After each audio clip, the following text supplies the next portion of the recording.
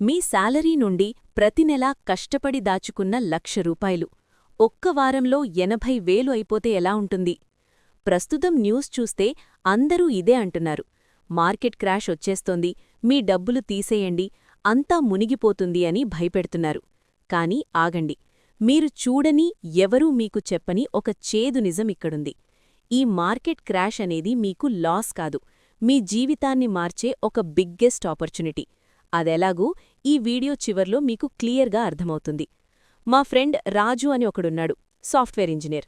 పాపం వాడు గత 3 ఏళ్లుగా ఎంతో కష్టపడి తన ఖర్చులు తగ్గించుకొని నెలకు ₹5,000 చొప్పున ఎస్ఐపి చేస్తున్నాడు.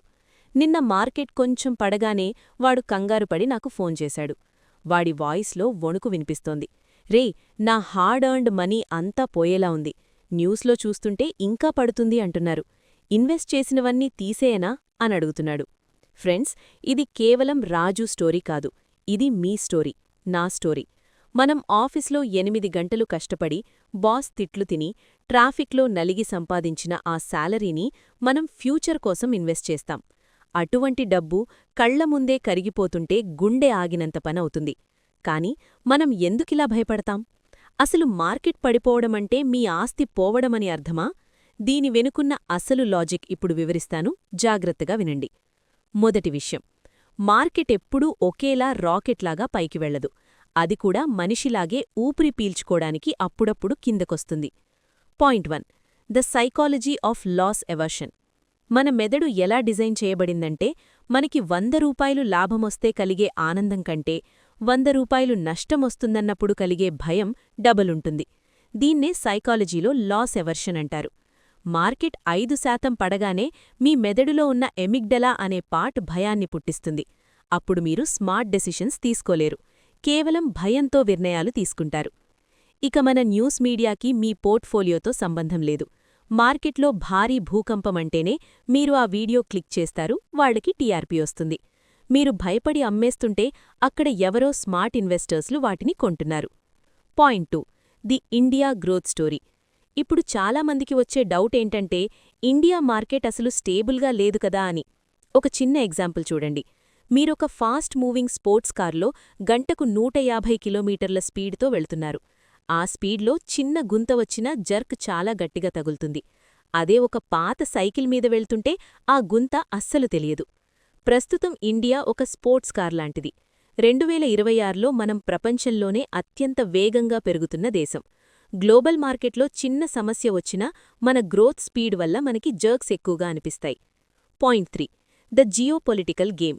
మనం గమనించాల్సిందేంటంటే, ఇండియా ఇప్పుడు కేవలం ఒక దేశం కాదు, ఒక గ్లోబల్ పవర్. మనం రష్యా నుండి ఆయిల్ కొంటున్నాం, అమెరికాతో చిప్ డీల్స్ చేస్తున్నాం, గల్ఫ్ దేశాలతో ట్రేడ్ చేస్తున్నాం. ప్రపంచమంతా రిసెషన్లో ఉన్నా ఇండియా తన ఎకానమీని కాపాడుకోగలుగుతోంది. అందుకే మార్కెట్ పడితే అది ఇండియా పతనం కాదు, అది జస్ట్ ఒక డిస్కౌంట్ సేల్. కాని ఇక్కడే ఒక పెద్ద తప్పు చేస్తారు. మార్కెట్ పడగానే ఇదే లాస్ట్ అని ఉన్న డబ్బులన్నీ ఒకేసారి పెట్టేస్తారు. మళ్లీ మార్కెట్ పడగానే మళ్లీ పానిక్ అవుతారు. దీనికి సొల్యూషన్ ఏంటో ఇప్పుడు చెప్తాను. మార్కెట్లో ఎర్ర రంగు కనిపిస్తున్నప్పుడు మీరు చెయ్యాల్సిన 3 పనులు ఇవే. Step 1 is the 24 hour cooling rule. ఏదైనా బ్యాడ్ న్యూస్ వినగానే వెంటనే మీ యాప్ ఓపెన్ చేసి అమ్మేయకండి. 24 గంటలు ఆగండి. మీ మెదడులో ఉన్న ప్రీఫ్రాంటల్ కార్టెక్స్ యాక్టివేట్ అయ్యే వరకు వెయిట్ చేయండి. అప్పుడు మీకు అర్థమవుతుంది, అది మీ జీవితాన్ని మార్చేసే అంత పెద్ద సమస్య కాదని. Step 2 is the staggered buying strategy. Market పడుతున్నప్పుడు మీ దగ్గర ఉన్న డబ్బుని ఒకేసారి వాడకండి. దాన్ని 4 భాగాలు చేయండి. మార్కెట్ 3% పడితే ఒక భాగం ఇన్వెస్ట్ చేయండి. ఇంకో 3% పడితే మరో భాగం. దీనివల్ల మార్కెట్ ఎంత కిందకి వెళ్లినా మీరు భయపడరు, ఎందుకంటే మీ దగ్గర ఇంకా కొనే అవకాశముంటుంది. Step 3 is filter the noise. WhatsApp గ్రూపులు, టీవీ వార్తలు చూడ్డం ఆపేయండి. మీ ఫైనాన్షియల్ గోల్ ఏంటో అది గుర్తు తెచ్చుకోండి. మీరు ఇన్వెస్ట్ చేసింది రేపటి కోసం కాదు, 10 ఏళ్ల తరువాత మీ రిటైర్మెంట్ కోసం లేదా మీ పిల్లల చదువు కోసం.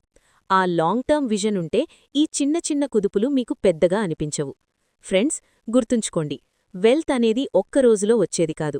అది మార్కెట్లో ఉండే ఒడిదుడుకుల్ని తట్టుకొని నిలబడేవాళ్లకి మాత్రమే దక్కుతుంది. రాజుకి నేను ఇదే చెప్పాను, వాడిప్పుడు ప్రశాంతంగా ఉన్నాడు. మీరు చెప్పండి, ఈసారి మార్కెట్ పడితే భయపడి అమ్మేస్తారా లేక స్మార్ట్గా కొంటారా? కామెంట్లో చెప్పండి. మీకు ఈ ఇన్ఫర్మేషన్ నచ్చితే సబ్స్క్రైబ్ చేయండి. ఈ వీడియో మీ ఫ్యామిలీ గ్రూప్లో షేర్ చేయండి, ఎందుకంటే వాళ్లు కూడా అనవసరంగా భయపడకూడదు. వచ్చే వారం మరో ఇంట్రెస్టింగ్ మనీ స్టోరీతో కలుద్దాం. See the truth, feel the force. జై హింద్.